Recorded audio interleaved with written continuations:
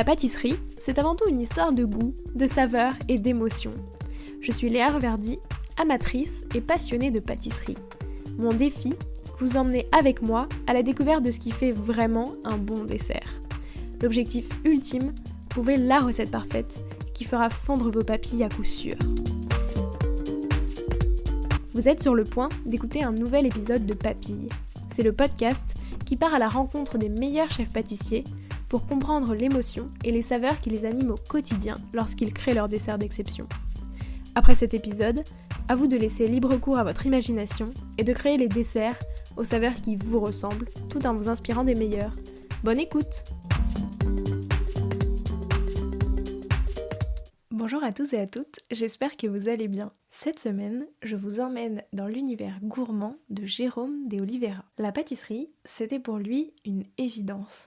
Dès son plus jeune âge, il n'avait qu'une seule envie, c'était de lui aussi devenir pâtissier. Quelques années plus tard, son rêve s'est réalisé et il excelle en la matière.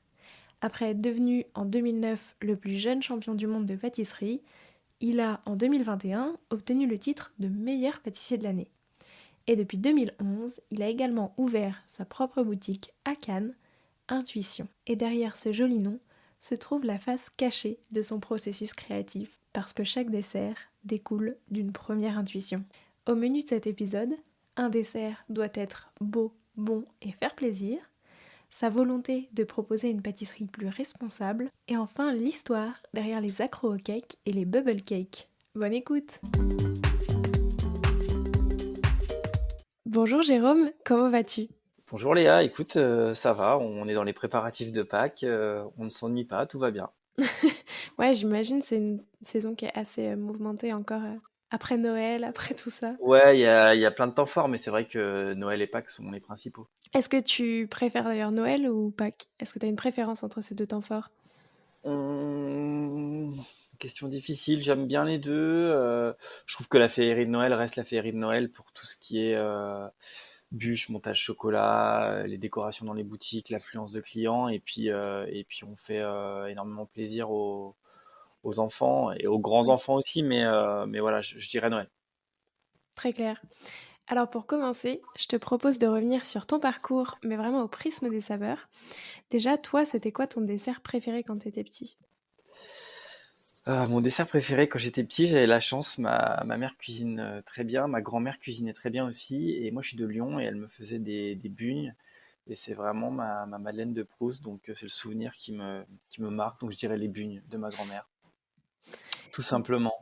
Du coup, toi, à quelle période tu mangeais les bugnes? Parce que j'ai fait un épisode cet été sur la région lyonnaise et les traditions de la région lyonnaise. Et en gros, on peut manger des bugnes à Noël ou au carnaval. Ouais, nous on les mangeait au carnaval, chez ma grand-mère, donc à cette époque-là, quoi. Oui. Est-ce que t'en fais tout le temps maintenant? Ouais, écoute, pour tout te dire, j'en ai fait ce week-end avec mon week-end dernier, pardon, avec mon fils qui a 2 ans et demi, donc c'était rigolo, il m'en a mis de partout. Mais on a bien rigolé et ouais, j'en ai fait aussi. Ma mère en fait, ma sœur en fait. Du coup, c'est devenu un peu la tradition dans la famille, quoi.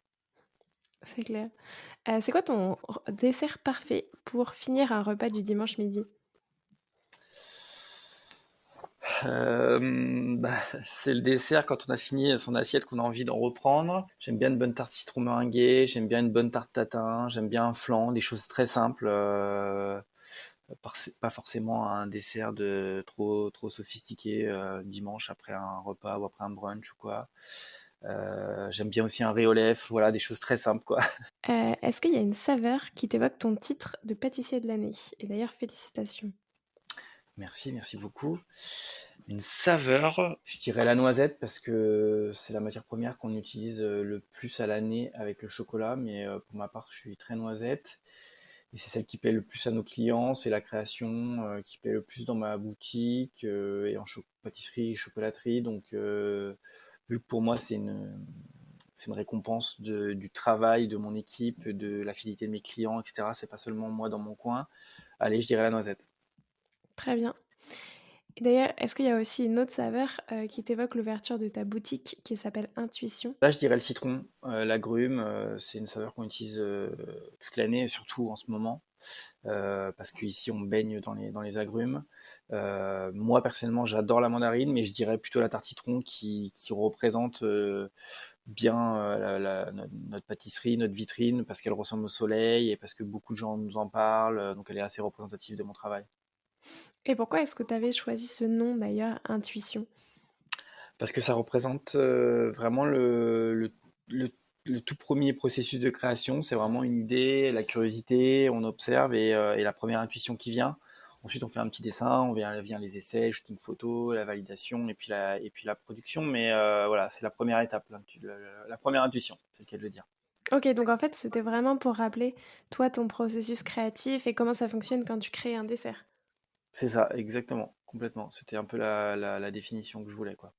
Est-ce que ça, tu le mets en avant, dans ta boutique, justement pour que les gens, se rendent compte vraiment que, bah, chacun de tes desserts, ça vient d'une première intuition, ce genre de choses? Je pense pas assez. Je pense que je le fais pas assez. C'est vrai que je l'explique aux journalistes, je l'explique en interview, je l'explique à toi aujourd'hui. On l'explique pas forcément aux clients. Aujourd'hui, les gens m'identifient plus à Jérôme d'Oliveira, mon nom Oui. éponyme, plutôt qu'à Intuition. Mais, mais bon, voilà, les deux fonctionnent, hein. Oui, bien sûr. Mais c'est vrai que je trouve que c'est beau aussi de tu vois, de se dire que le nom même de ta boutique, Mm. ça rappelle aussi tout ce processus créatif qui est super important, dans la pâtisserie et du coup, je trouve que c'est assez chouette, quoi. Ouais, ouais, complètement, je suis d'accord avec toi.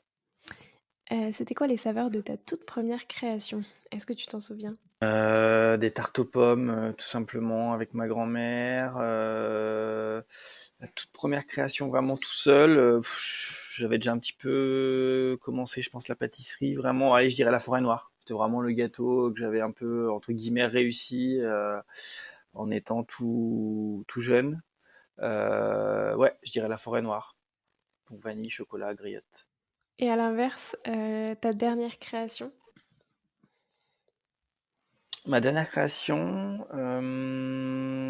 bah là justement c'est un petit gâteau fraîcheur d'agrumes parce qu'on est dans l'agrume en ce moment.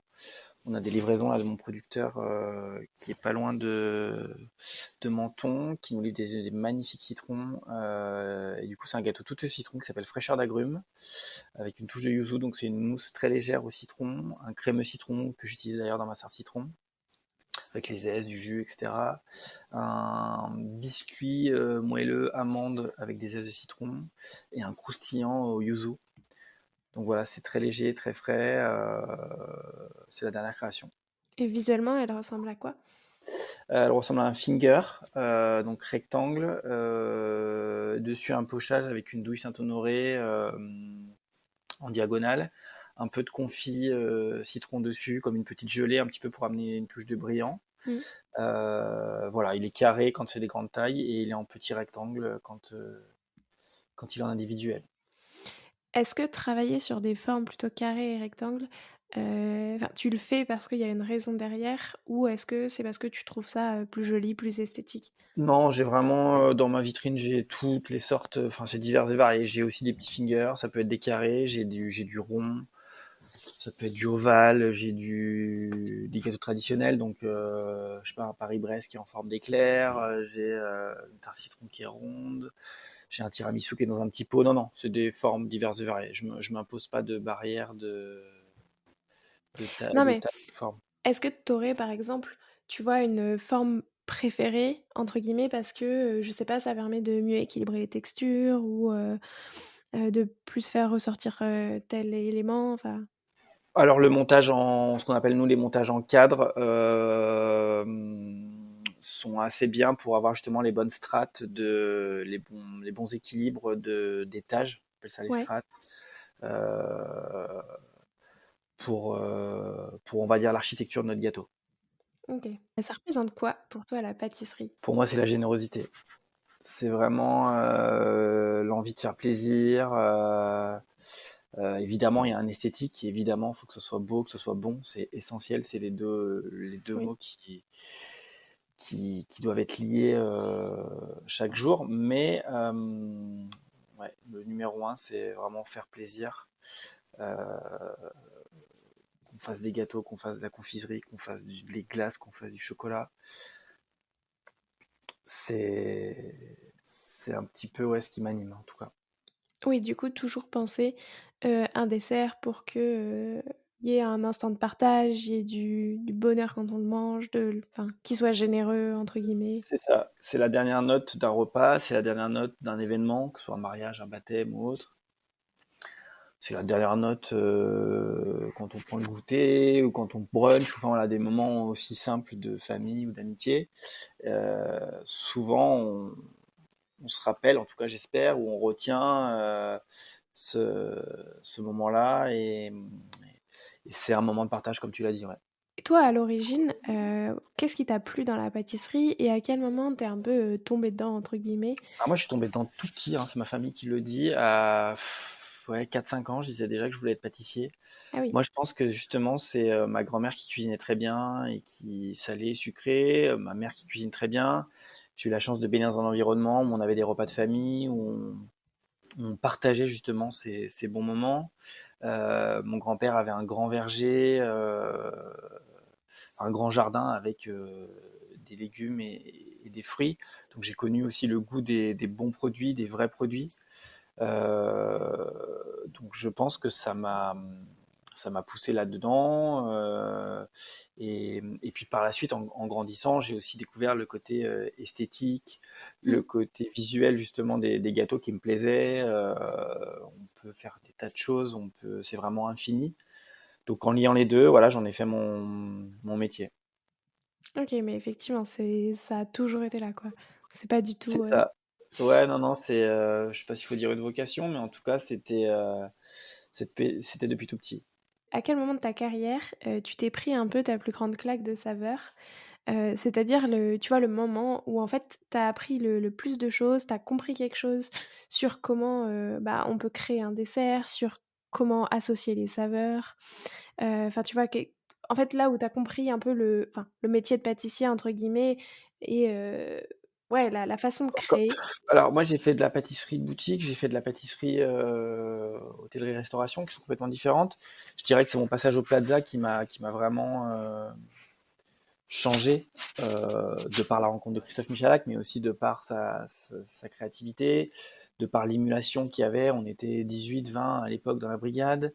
Euh, il fallait énormément créer, énormément innover, tout ça dans un hôtel 5 étoiles. Donc je dirais que c'est là où j'ai vraiment et à la fois pris mon envol parce que c'est aussi ma période concours. J'en avais fait beaucoup en amont, mais ça m'a aussi formé et éduqué le palais.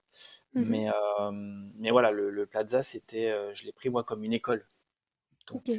c'est un passage dans ma carrière, c'est de très belles années, un peu plus de 5 ans.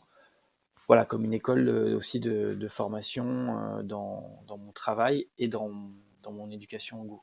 Et si tu devais, tu vois, si aujourd'hui tu en retiens une chose que ça t'a vraiment appris, qu'est-ce que ce serait?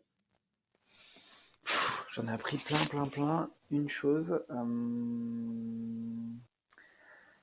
c'est bête, mais justement, c'est qu'un produit, il est jamais acquis. On peut toujours le faire évoluer et il faut toujours se remettre en question. Donc, c'est bête, mais de faire des essais, en fait, de toujours faire des essais.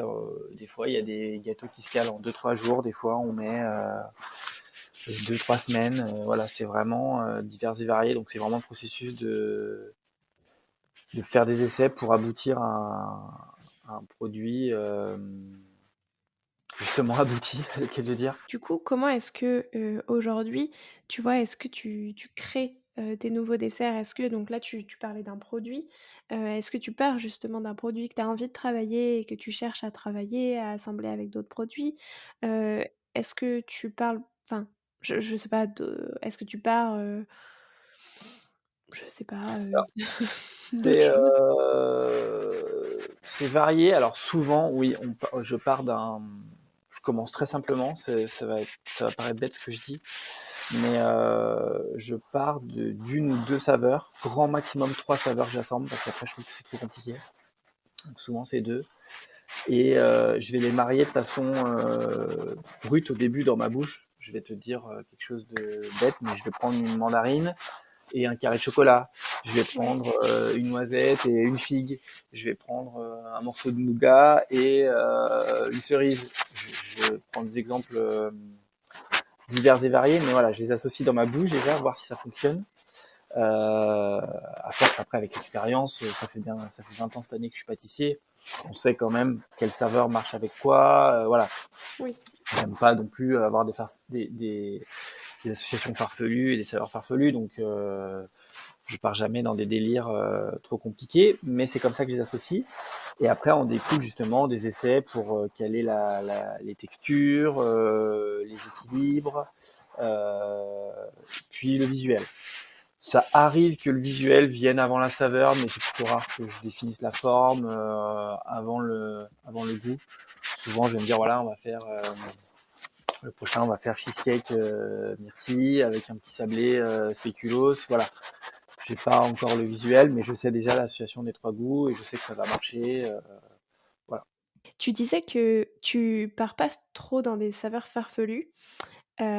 Pourquoi? Est-ce que c'est parce que, comme tu es «pâtissier boutique» entre guillemets, tu vois, tu restes dans des saveurs un peu plus classiques, enfin, si on peut dire classiques, mais tu vois, que les gens connaissent plus, et vers lesquels ils vont plus facilement se tourner? Ou est-ce que c'est parce que toi-même, tu vois, tu aimes moins et ça t'intéresse moins? C'est complètement les deux raisons que tu viens de citer. Alors moi déjà, c'est moi personnellement, parce que je préfère des saveurs simples, identifiables, bonnes OK. et gourmandes tout simplement. Et aussi parce qu'il y a une contrainte tout simplement économique. Il faut que mes clients, quand ils viennent dans ma boutique, déjà ils puissent s'y retrouver et pas être complètement perdus, qu'ils puissent acheter les gâteaux que je leur propose et, euh, et qu'ils les aiment. Ouais. Et on pourra me dire ce qu'on veut.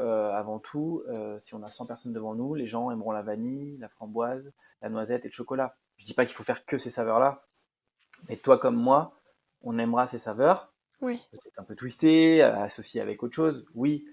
Mais si on fait noix de coco, romarin, gingembre, citronnelle, il y en a un ou deux qui vont oser, mais c'est quand même un peu plus compliqué à séduire le client. Ouais, effectivement. Enfin, c'est ça, tu tu obligé un peu plus de rester dans enfin, comme tu dis mais après tu pourrais aussi, tu vois, faire que, je sais pas, un dessert un peu, par mois avec des saveurs un peu plus originales, en moins grande quantité et qui du coup, enfin, pourraient aussi, tu vois, permettre, de faire découvrir des nouveaux goûts, aux clients. Est-ce Bien sûr, on le fait de temps en temps, et voilà, c'est plus pour des gens qui vont oser, et la curiosité, ça arrive, oui, oui.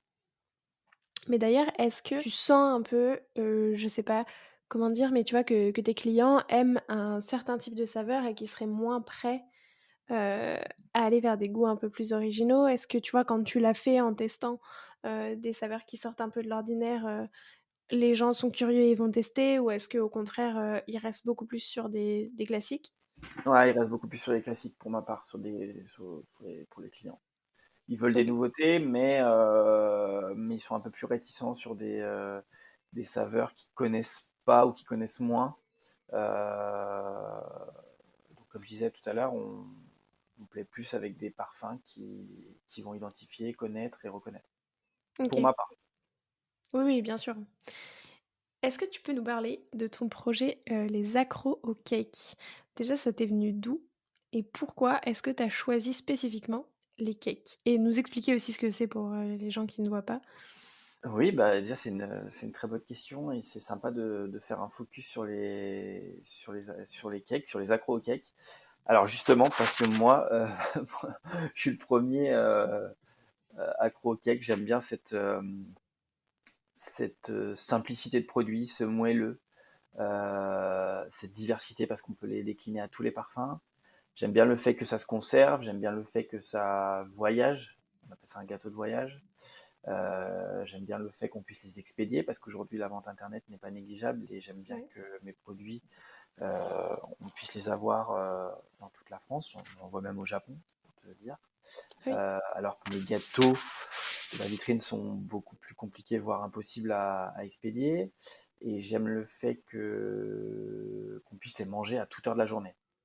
Un cake, aujourd'hui, pour moi, il peut être mangé, il peut être offert évidemment, il peut être mangé au petit déjeuner, on peut en manger un petit bout avec le café après le déj, évidemment goûter, et puis le soir devant la télé, et accompagner les clients, et accompagner les enfants à l'école. Enfin, c'est vraiment tout le monde pour moi se retrouve dans un cake. Ça peut être un cake marbré, ça peut être un cake citron, ça peut être un cake yuzu, ça peut être un carotte cake, ça peut être un cake au marron, ça peut être un cake à la noisette, etc., etc. C'est infini, donc c'est un produit qui marche beaucoup chez nous, que je vais encore décliner et développer la gamme. Et par la suite, il y aura même une surprise, je peux pas trop en parler pour l'instant, mais un développement internet un peu plus soutenu sur les accros au cake. OK.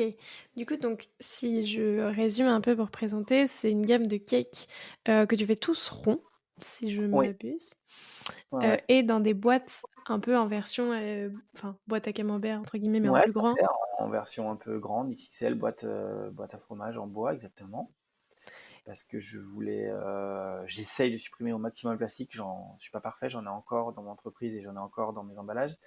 Mais on a trois sortes d'emballages, l'emballage craft, l'emballage papier cacao. Donc c'est un papier qui est fait à base de fèves de cacao recyclées. Ouais. Donc ça, j'en suis très fier. Et ces fameuses boîtes en bois euh, qui nous servent pour la collection de la cake. Pour faire un peu une petite parenthèse, sur ces emballages un petit peu, est-ce que ça a été compliqué, au début, tu vois, à mettre en place? Est-ce que, les emballages un peu en matière recyclée, bah, finalement comment dire? Ça soutient moins les produits, ça les enfin, tu vois? Est-ce que ça a été assez simple? Est-ce que, tu pas eu aussi, parce que tu vois, j'ai l'impression en tant que consommatrice de quand, on va dans une pâtisserie, assez chouette, bah, tu vois, les emballages sont aussi un peu là pour montrer, le côté un peu enfin pas luxe, mais tu vois ce que je veux dire? Un peu, heu Bijouterie, tout à fait. et du coup, est-ce que tu pas eu l'impression, enfin en tout cas, enfin tu vois, tu pas eu de retour client sur le fait que ça a dégradé un petit peu l'image de la pâtisserie? Même si moi, je pense pas du tout parce que je trouve que quand on va dans une pâtisserie, c'est pour le gâteau, pas pour l'emballage, qui va avec. Mais tu vois, c'est un peu aussi toute l'expérience et du coup, est-ce que ça a pas eu un peu des impacts là-dessus? Bon, tout ce que tu as dit, c'est complètement ce que j'ai vécu. Alors déjà, premièrement, c'est une prise de risque. Oui. Parce que l'emballage aujourd'hui, dans la pâtisserie, comme tu l'as dit, de luxe, parce que j'estime que je fais de la pâtisserie quand Ah même bah haut oui. de gamme, on a mis les mains dans un engrenage qui s'appelle le packaging, évidemment qui met en valeur nos produits, nos chocolats surtout, nos bonbons, les petites boîtes de grignotage, etc. Les gens, ça leur plaît, il le faut, on peut l'offrir, c'est ce qu'ils attendent d'une pâtisserie haut de gamme. Mmh. Mais le problème, c'est que un impératif et on a une obligation même, c'est penser au maximum au recyclage, à l'écologie et à notre avenir. Donc, on est confronté pour moi à cette problématique. On parle du plastique, mais il y a d'autres choses aussi. Hein. On met des aimants, on met des cordons en cuir, on met des petits rubans, on met des nœuds, on met plein de choses qui font que, en tout cas, c'était plus en corrélation avec ce qu'on faisait depuis, ça va faire 10 ans qu'on est ouvert. Donc, il fallait changer le packaging. Donc, non, ça n'a pas été simple. Déjà, premièrement, c'est long. C'est pas du jour au lendemain, en un Ouais. claquement de doigts qu'on peut changer toute sa gamme. Parce qu'il y a les tablettes, parce qu'il y a les petits pots ronds, les petits pots carrés, les petites boîtes, les écrins, les ci, les là. Donc, c'est pas du jour au lendemain. On arrive seulement là, au bout d'un an et demi, quasiment même 2 ans, à avoir changé toute notre gamme. OK. Boîte pâtissière, boîte chocolaterie, boîte confiserie, comme je disais tout à l'heure, avec majoritairement bois, craft et papier cacao. Et encore du plastique, je l'assume et je le dis. Euh, Parce qu'il y a certains produits où il y a des petites, ce qu'on appelle fenêtres, pour que les gens voient le produit. Parce qu'on a des jolies tablettes, on a des jolis produits, des fois, qui quand même, avec une petite fenêtre, ça m'embête, mais sont plus vendeurs. Et c'est là où Ouais. je vais prendre un exemple concret, pour pas que l'année dernière, je me suis dit, bah, je veux plus de boîtes plastiques, parce que souvent, un pack, tous les moulages et les petits montages qu'on fait, les petits personnages, peu importe, suivant ce que font Pierre-Paul Jacques ou moi, on les met dans des emballages plastiques. Je t'apprends rien, je pense que tu l'as Oui, vu bah et oui. tu suis tous les pâtissiers. Et j'ai pris la responsabilité de mettre que des boîtes bois ou des boîtes en craft. C'est-à-dire que quand on rentrait dans ma boutique, entre guillemets, on ne voyait plus tous ces petits personnages. Hmm. Ce qu'on avait fait, c'est qu'on avait fait des piles ou des colonnes, je vais te dire n'importe quoi, d'une petite coccinelle ou d'un petit grenouille ou d'un petit surfeur ou d'un petit dauphin. Et il y en avait un qui était en présentation devant, qu'on voyait, et toutes les boîtes derrière étaient emballées en craft. Et on s'est dit dans l'entreprise, ma femme, mon chef, tout le monde m'a dit, bah écoutez chef, je pense que c'est une bonne idée, c'est un risque, mais c'est une bonne idée. On s'est dit, bah on y va. Et en fait, ça a plu à nos clients. On a très bien fonctionné. Heureusement, on n'a pas perdu de chiffre d'affaires. Et je réitère ça cette année. Donc je pense qu'il y a des moyens de le faire. Il y a des moyens d'expliquer aux gens. Il y a des moyens de le montrer. Et sur des centaines de boîtes qu'on passe à Pâques, bah, au moins, j'ai réussi pour ce moment-là Ouais. à enlever une bonne part du plastique. Oui, c'est clair. Je pense que effectivement, ça passe aussi, énormément par, l'éducation du consommateur, enfin, où l'intérêt du coup de la pâtisserie de luxe, c'est le dessert que tu vas manger et c'est pas tout ce qu'il emballe, quoi. Et je pense pas que ça a baissé mon image. Il y a beaucoup de clients qui s'en sont aperçus justement et qui en ont parlé, comme tu m'en parles aujourd'hui, et qui se sont dit, ouais, qui ont fait la remarque en disant, ah, vous avez changé votre emballage des cakes justement, c'est ce qui a fait la plus forte impression, c'est top, c'est super, on peut garder la boîte, on peut la réutiliser. Ouais. Mon enfant l'utilise pour mettre ses voitures, enfin des choses bêtes, mais c'est ce qui se passe. Et pareil pour la chocolaterie, les tablettes, le craft, en disant, on sent qu'il y a eu un effort, on sent qu'il y a eu un changement, on sent qu'il y a eu une volonté de votre part de marquer un changement. Ouais, donc finalement, Après, de c'est dire même que c'est plus plutôt beau ou moins beau, positif. c'est pas à moi de le dire, mais voilà. Oui, donc ça a eu un impact, plutôt positif même sur les clients, qui ont vu aussi, ton engagement et tu vois, se dire, «Ouais, bah, du coup, il y a au-delà des desserts, il y a aussi un engagement plus qui va plus loin». Plus responsable, ouais. Ils l'ont remarqué de façon ouais, complètement positive. Est-ce que cet engagement, plus responsable, ça passe aussi par, différents choix de produits? C'est-à-dire, par exemple, aussi, tu vois, moins utiliser, des produits plus exotiques qui viennent moins de France. Enfin, est-ce que tu fais ça? Ou est-ce que, ça moins parce que finalement, ça a moins d'impact et puis tout enfin, tu vois, ça aurait, enfin, ça changerait aussi tes desserts? Non, non, j'essaye justement, si mon emballage a une importance, évidemment que mes matières premières et mes produits ont cette importance aussi. Alors, je n'ai pas la prétention de dire que je suis parfait, mais j'essaye évidemment d'utiliser enfin, j'utilise des produits de saison, ça c'est une certitude. Oui. J'essaye d'utiliser au maximum des produits locaux et à proximité de chez moi.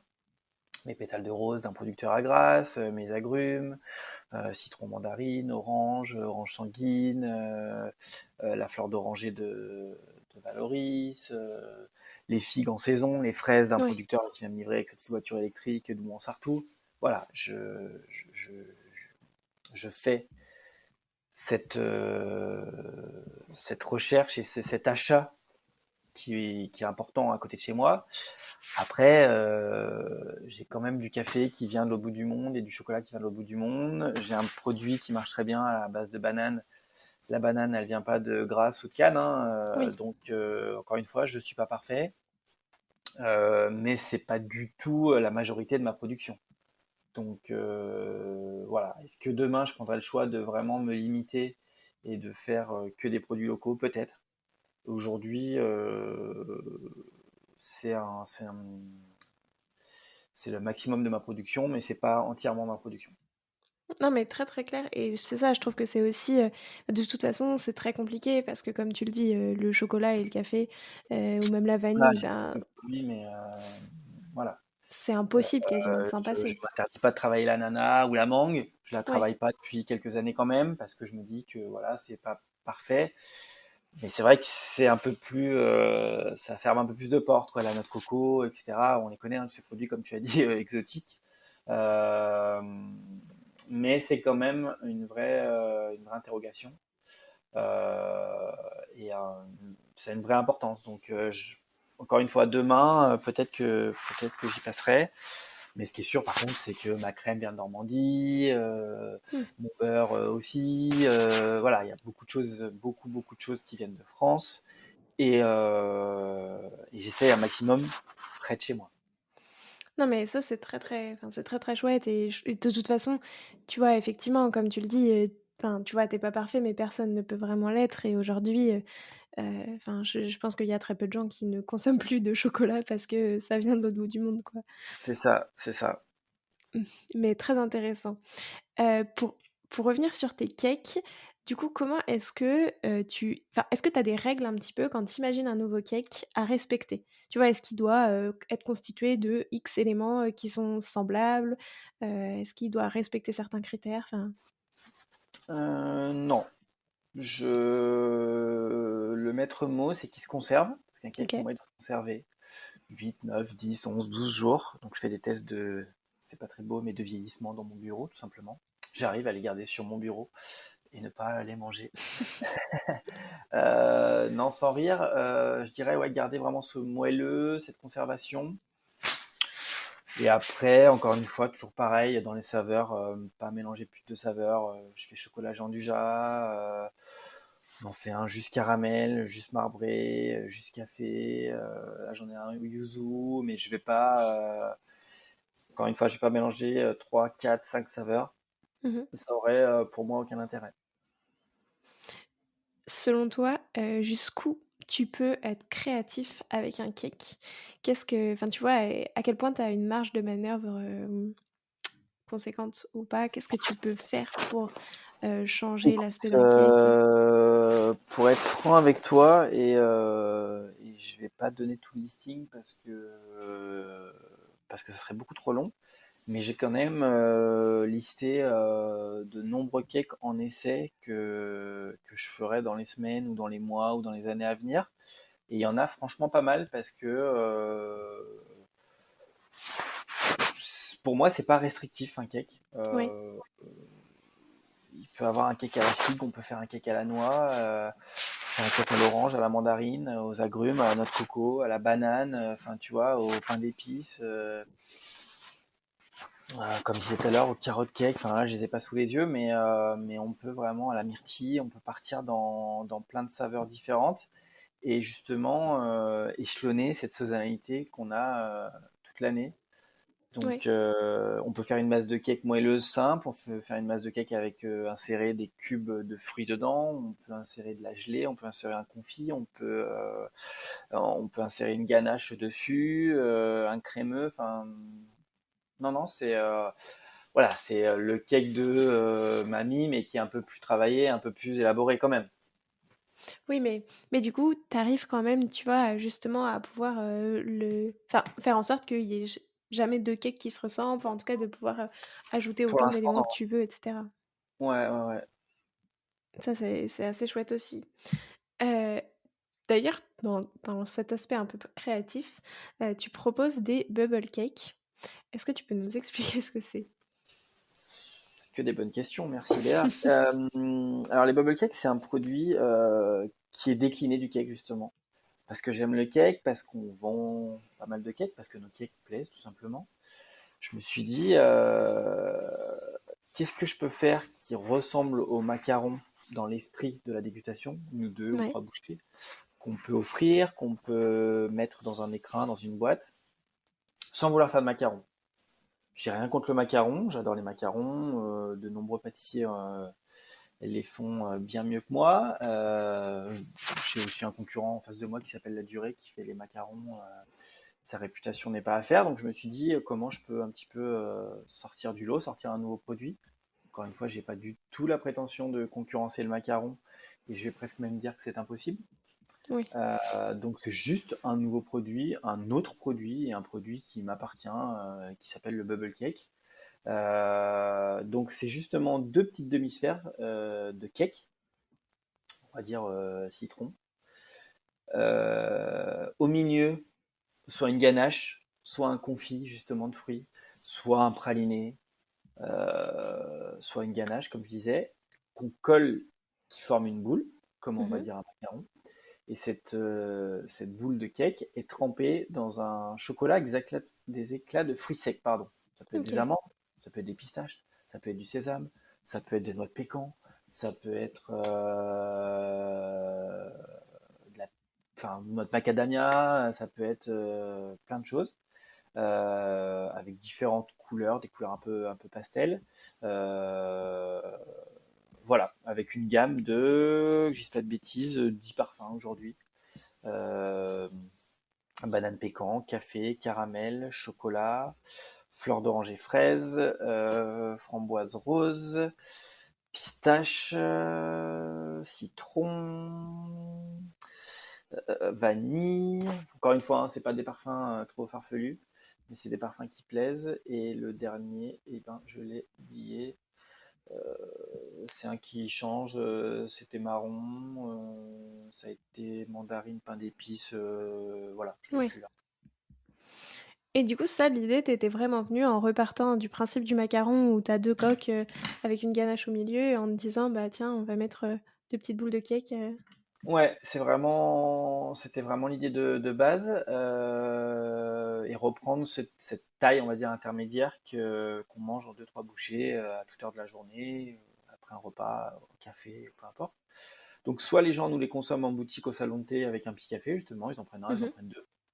Soit en vente à emporter dans un écrin, je sais plus, que je dis pas de bêtises, on a 6, 12 et 18 en boîte. Et ça marche de plus en plus. Alors c'est long à faire connaître parce que c'est un nouveau produit, donc Ouais. évidemment quand un client rentre en français ou en étranger, qui sont les touristes ici, et qui veulent des macarons, bah il y en a pas. On- Soit le client décide de découvrir ce produit Bubble Cake, soit il veut absolument du macaron et il repart chez moi sans macaron et sans achat, ce qui arrive rarement, mais voilà, c'est aussi une prise de risque, je l'assume. Peut-être que si je faisais des macarons, j'en vendrais plus que les bubble cakes, mais en tout cas, je reste sur ma ligne de conduite et ma décision de vendre ces bubble cakes et de le développer un petit peu plus. Donc, en tout cas, je vois que ça plaît. Ça se conserve à température ambiante. Et en dégustation, pour moi, c'est quand même pas comparable à un bubble cake. On est entre une bouchée chocolat et quelque chose de très moelleux, d'un très Ouais. gourmand du cake. Ah, ça m'intrigue énormément, vraiment. En plus, et je trouve que c'est super chouette, tu vois, d'avoir ce nouveau produit un peu, je trouve, qui change et effectivement, enfin, tu vois, moi, je trouve que ça donne très envie, parce qu'en vrai, en une bouchée, tu as énormément bah, des saveurs et textures différentes, quoi, sur un dessert si petit. Je trouve Tout ça à fait. vraiment incroyable.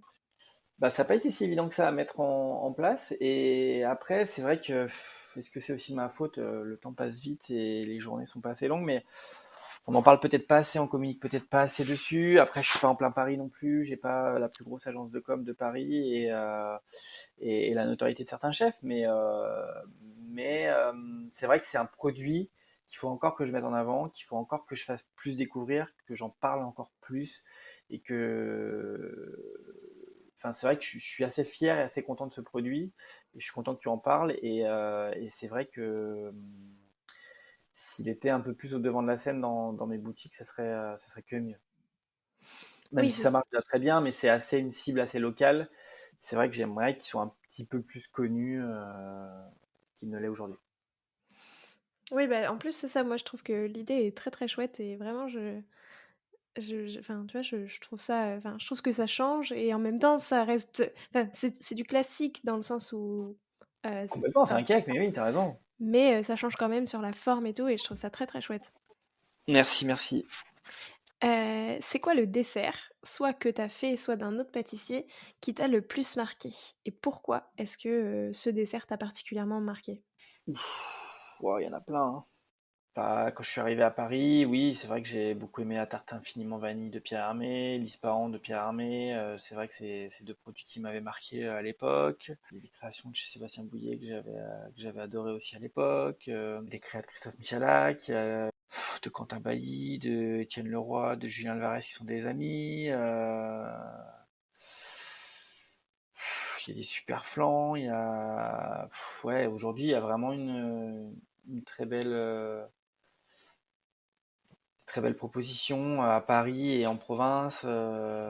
Chez Vincent Garlet, j'ai mangé des choses chez Thierry Bamas. Enfin, c'est dur de cibler un gâteau en particulier chez quelqu'un. Très bon gâteau chez Camille Le Sec et Christophe Felder.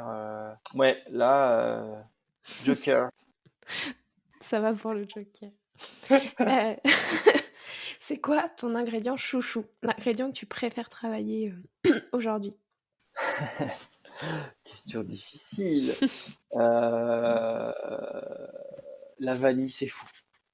La vanille, c'est fou, fou, fou. Alors, encore une fois, c'est une matière première qui vient pas de tout près. En tout cas, j'essaye de la faire venir, moi, de Nouvelle-Calédonie. Donc, elle est quand même française. Ou quand même de Madagascar. Mais c'est fou parce que ça a vraiment ça arrive à s'assembler, je vais presque dire, avec toutes les saveurs et à les sublimer. C'est quelque chose qui, je sais pas, qui rassure, qui est doux, qui est, qui est exhausteur de goût, qui plaît à quasiment 100% des gens, adultes ou enfants. Euh, c'est bon en glace, c'est bon en confiserie, c'est bon en chocolaterie, c'est bon en pâtisserie. C'est facile parce que c'est un ingrédient, c'est comme si je disais le caviar, le homard ou la truffe en cuisine, mais c'est vraiment quelque chose de top avec plein de subtilités et plein de différences suivant d'où elle vient. Donc ça c'est vraiment top. Et si c'était un fruit, je dirais la figue. Je suis fou de figue, j'adore la figue. Qu'elle soit crue, qu'elle soit compotée, qu'elle soit au four, poêlée, en glace ou en tarte ou en gâteau ou en confit. Enfin, j'adore la figue. J'ai eu la chance d'en déguster des très très bonnes quand mes grands-parents vivaient au Portugal. Parce que j'ai des origines portugaises et ils avaient des figuiers incroyables avec ils appellent ça la goutte d'or en portugais. Et en fait, quand elle est à pleine maturité, peut-être que tu connais et que tu l'as déjà vu, il y a cette goutte de miel en fait Mm, mm. qui est en dessous de de la figue. Et ça, c'est fabuleux. Donc, je suis un fou de figue. Ouais, ça serait mon ingrédient, ou enfin, on va dire mon fruit numéro un. Et au contraire, est-ce que tu as un ingrédient qui te donne beaucoup plus de fil à retordre? Pas forcément que tu Ouais, l'aimes pas, mais qui est compliqué. ouais, je suis pas du tout un fou de rhubarbe. OK. Alors, beaucoup de gens la travaillent, beaucoup de gens trouvent ça bon et très bon, et je comprends, hein. Moi, déjà, j'étais moins habitué et je suis pas séduit spécialement par ce fruit. Alors, je le goûte, je le mange, et évidemment que j'ai un dessert à la rhubarbe. Euh, Ça m'est arrivé une fois de me régaler dans un très beau restaurant à Monaco avec de la rhubarbe, mais elle est souvent cuite avec de la fraise, elle est Ouais. souvent associée à quelque chose seul comme ça. Personnellement, je ne trouve pas un grand intérêt. Voilà, ça me regarde et encore une fois, ça appartient qu'à moi. Oui, ça, c'est les goûts et les couleurs, Tout à fait. Tu me demandes, je te réponds. Et est-ce que tu aurais un conseil, à me donner, à moi qui suis pas pâtissière, mais qui aime bien faire des desserts et que tu trouves qu'on donne pas assez? Et peut-être un conseil que toi, tu aurais aimé recevoir, au tout début? Qu'il faut avoir du temps, parce que si on veut faire des beaux et des bons gâteaux, il faut avoir du temps, et ça se fait pas en vite fait. Aujourd'hui, on est une génération et une société où on veut tout vite. Mmh. Alors oui, on trouve des tutos, oui, on trouve des belles photos sur Instagram, oui, la pâtisserie est dans le moule, oui, tout le monde veut s'improviser pâtissier, et très bien, j'en suis ravi. Mais quand on le fait vraiment et qu'on se rend compte et qu'on met les mains dans la pâte, c'est le cas de le dire, même pour une tarte toute simple, même pour un Mmh. cake tout simple, eh ben, ça peut prendre 20 minutes, une demi-heure, 1 heure, 2 heures, 3 heures, suivant dans la réalisation qu'on se lance. Même des fois la veille pour le lendemain, suivant ce qu'on fait.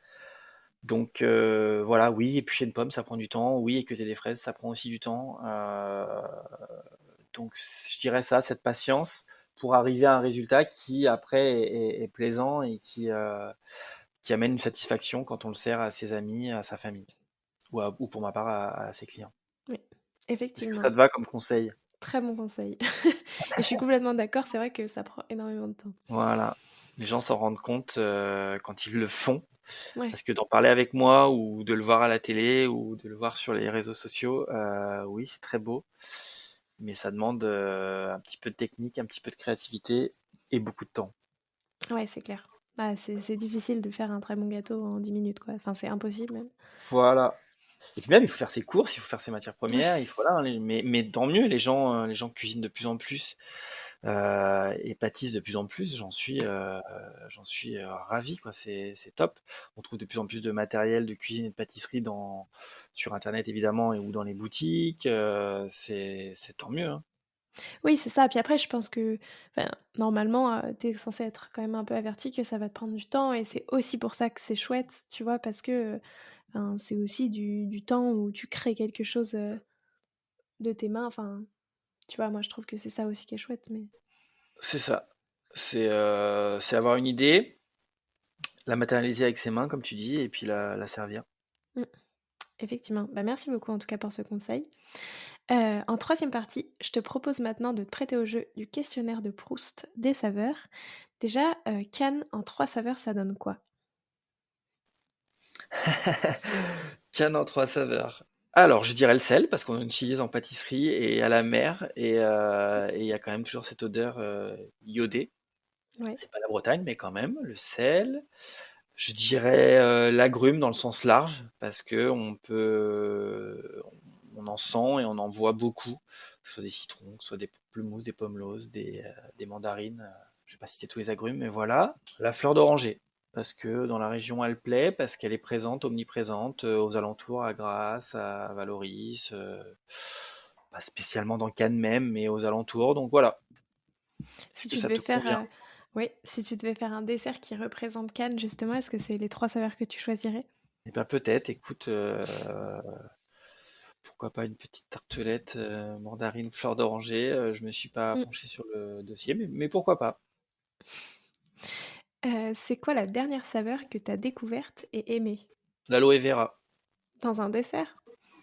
Ouais, j'utilise dans un dessert l'été dernier, additionné avec de la fraise et une crème très légère à base de, on va dire, un peu de fromage blanc. Je vais pas dire que c'est presque entre le yaourt et le dessert. OK. Ça s'appelle fraîcheur d'ailleurs, tout simplement, ce petit gâteau, cette petite caissette. Et il s'appelait beaucoup, surtout aux dames. Ouais, l'aloe vera, alors c'est pas très puissant, mais c'est très frais, c'est légèrement un petit peu mentholé. Ouais, je dirais ça. C'est sympa. Je ne mettrai pas dans tous mes desserts, loin de là. J'utilise pas toute l'année et tous les jours, mais voilà, en découverte un petit peu sympa. Ça fait longtemps que ça existe, hein, mais je n'avais pas eu l'occasion de le découvrir. Voilà. Mais comment est-ce que tu enfin, dans quel type de préparation est-ce que tu l'utilises? Tu l'insères dans une crème ou? Ouais, par-dessus, en fait, c'est des petits cubes, Ah OK. ouais, des petits cubes d'aloe vera que je mets par-dessus. Ça forme une espèce de petite gelée avec des cubes d'aloe vera sur le dessus, légèrement translucide, transparent. Je pense que tu connais déjà Oui. l'aspect que ça a. Et ça donne cette saveur, ouais, un petit peu, presque un petit peu herbacée, très très très légère, mentholée. Très, très légèrement mentholée, pardon. OK. Ah, c'est intéressant. Enfin, c'est intriguant aussi. C'est quoi ton péché mignon? Les amaretti. J'adore les amaretti. Donc c'est des petits biscuits, pour ceux qui connaissent pas, j'explique. Des petits biscuits italiens à la base, à base d'amandes euh, moi je mets des écorces d'orange, je mets un peu de fleur d'oranger dedans, qui sont légèrement craquelées dessus. On va dire que c'est comme une coque, un petit peu de macaron en plus moelleux, Mmh. légèrement craquelé. Voilà, qui sont à la fois un petit peu croustillants et normalement un peu moelleux à l'intérieur. Souvent on les connaît ou on les mange un peu trop secs, mais ça je peux en manger des tonnes.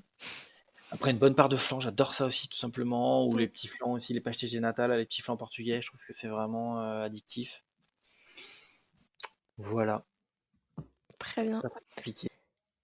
Et est-ce qu'il y a un pâtissier ou une pâtissière avec qui tu aimerais bien, faire une création à 4 mains, qui aurait des saveurs un peu inattendues? Je vais citer aussi un peu des gens à l'étranger, parce qu'on ne parle pas assez de Mmh. gens à l'étranger qui font du bon boulot. Évidemment, il y a Paris, Paris, Paris, Paris, Paris, Paris, Ouais. mais c'est top, c'est génial, mais il y a aussi des gens qui font du super boulot ailleurs. Je dirais Antoine Santos à Tokyo, qui est un ami qui fait du super boulot. J'adore ce qu'il fait, avec une très très très très belle réussite à Tokyo. Euh, je dirais Marc Ducobu en Belgique, qui fait du super boulot aussi, qui a des vitrines magnifiques, des points de vente magnifiques, des créas magnifiques, qui est un super pro. Et après, je sais pas, je dirais un de mes trois potes, comme j'ai dit tout à l'heure, Julien, Quentin ou Étienne, parce que c'est le côté amitié et voilà, pourquoi pas. Très bien. Alors maintenant, j'ai 5 dernières questions. Plutôt fraise ou citron? Je dirais citron et fraise, parce que ça marche bien ensemble. Deuxième joker.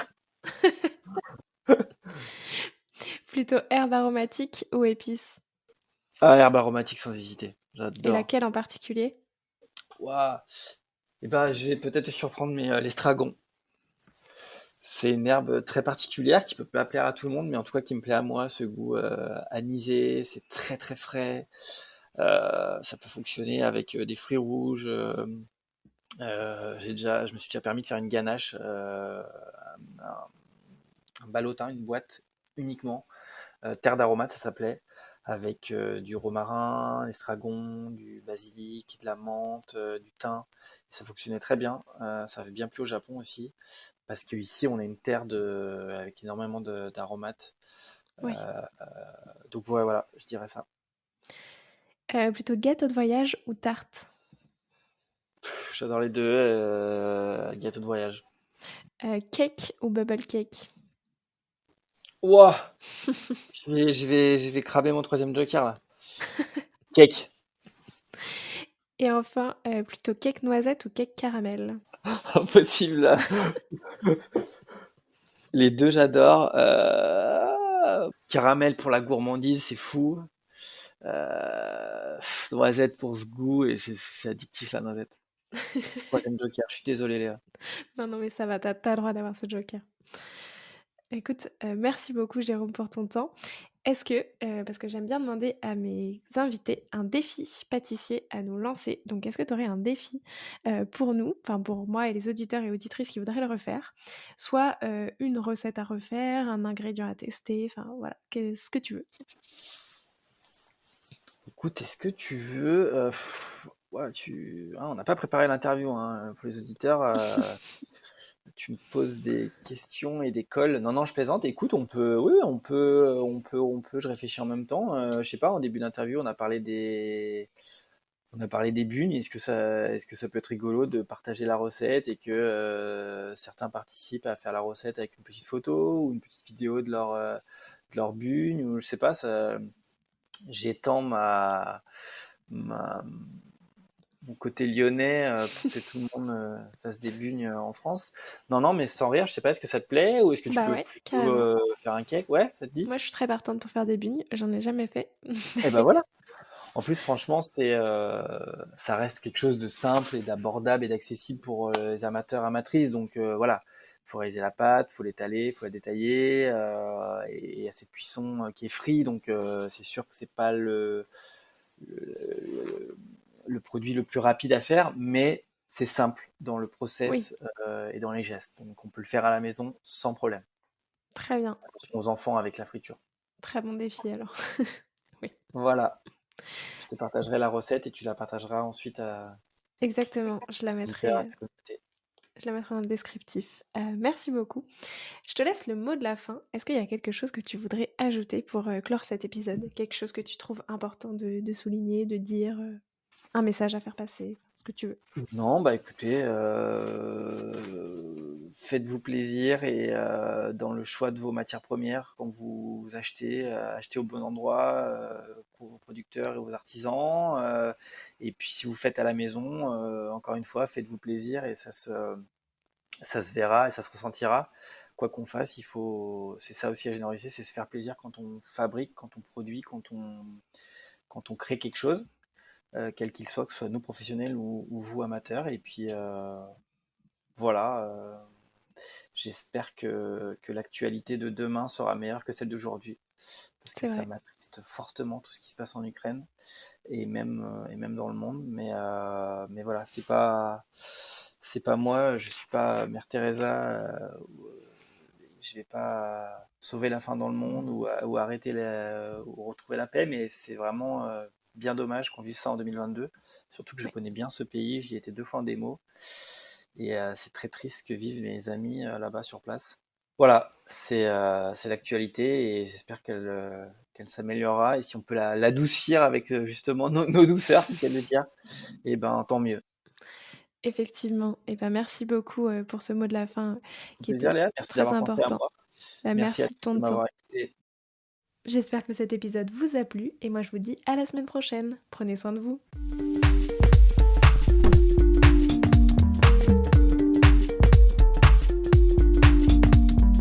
Alors, quel sera votre prochain dessert ?